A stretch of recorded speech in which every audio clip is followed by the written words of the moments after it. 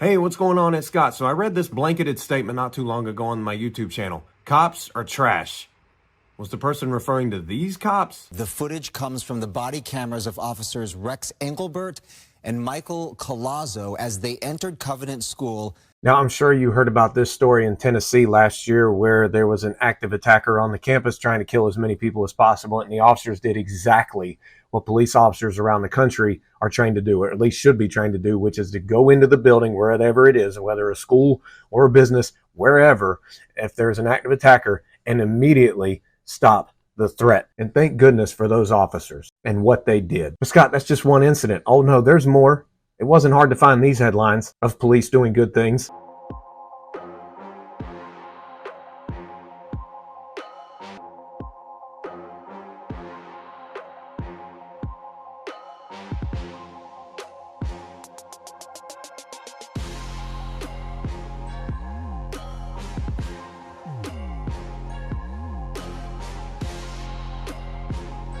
I know some people have said that there need to be more social workers out on the street or whatever the case may be. I'm not going to get into that. What I am going to say is that police can respond quicker to those in crisis than the social workers can.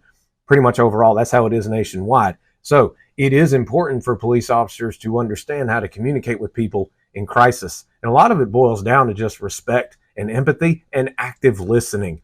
So this headline right here that you just saw about this officer saving a suicidal teen, I can't tell you how many times I got dispatched. I can't tell you how many times I got dispatched to suicide attempts or to people experiencing mental health crisis. And a lot of it was just listening to them and treating them with the utmost respect. And that was really a game changer. Not every time, but for the most part, it really is. And there's more good things that cops do.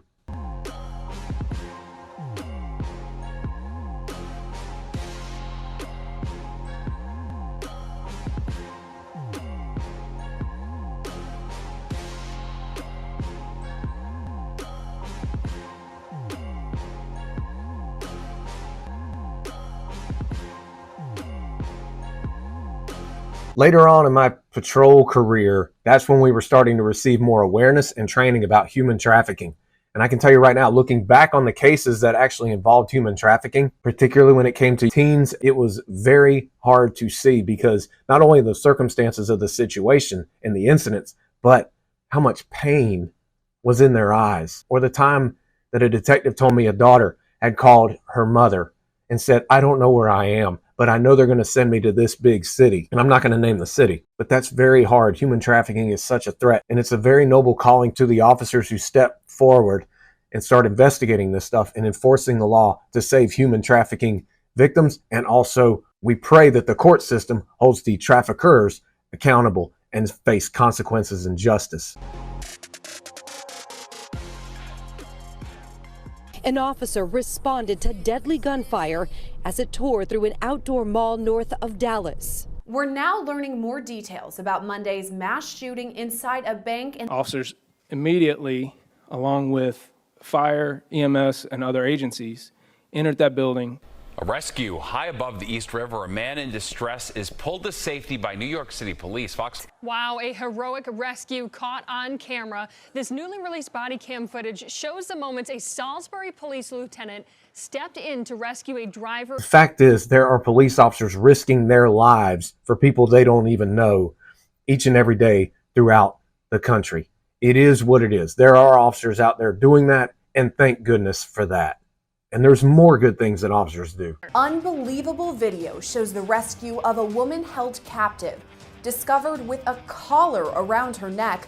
Sergeant Hernandez walked into the 7-Eleven store last night around 8:30, just as a man is in the middle of robbing the clerk. Tennessee police officers say they interrupted a burglary in progress. 4 suspects were arrested in connection with this incident. Now, this is me speaking from my experience working as a police officer on patrol. I enjoyed catching people who were stealing. Now, whether the courts would hold them accountable, that was out of my control. But at least that moment and that time, certain incidents, I was able to stop a larceny in progress. Now, there are some times when people get desperate, and that's when officer discretion can come in handy. Don't have hat or gloves.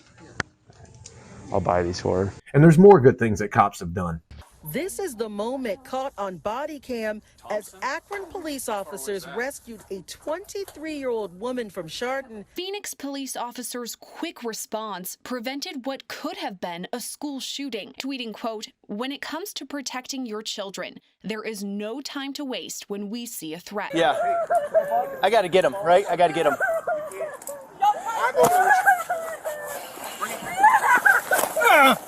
Now, what was amazing about that incident was the officer did pull the boy safely away from the wires, and then they put the child in the back seat with them as they held him and tried to comfort him, and then another officer drove the police car as fast as possible to get to the hospital. I don't understand how the comment "cops are trash" applies in that situation at all. An alleged kidnapper caught on camera as Florida officers make a quick rescue of 2 young children.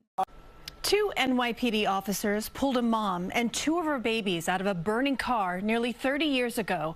The little girl grew up to be a police officer. Pretty remarkable things being done by police officers all across the country. There are millions upon millions of interactions between police officers and the public every single year. A fraction of that comes down to use of force, and not every interaction is bad, and thank goodness for that. However, look, we obviously can't be naive. There are police officers out there who lack some training. There are police officers out there who will do crappy things. There are police officers out there that just shouldn't be police officers. But there are doctors that shouldn't be doctors. There are lawyers that shouldn't be lawyers. Every profession is going to have its just bad bunch that sours it for the rest. And unfortunately, yes, it can affect public trust. Therefore, rather than continuously giving negative blanketed statements or focusing on a problem without presenting solutions, I'd like to say, let's focus on solutions. That's why I do what I can do for cops. I go across the country and teach the 10 code mindset so they'll learn how to stay alive and thriving throughout the stress, demands, and trauma of the job by focusing on a growth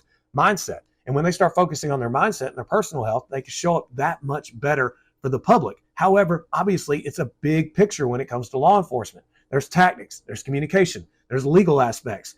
That's why I'll continue to bring onto the 10 code mindset more people to discuss solutions and refresher training and new things for police officers to learn that they can take and apply in their job performance to better serve and protect the public. It's essential, and any good cop knows they must continuously seek to grow as a person and a professional by constant learning throughout their career. I don't agree with negative blanketed statements. I look forward to talking to you again in another video. Take care, and may God bless.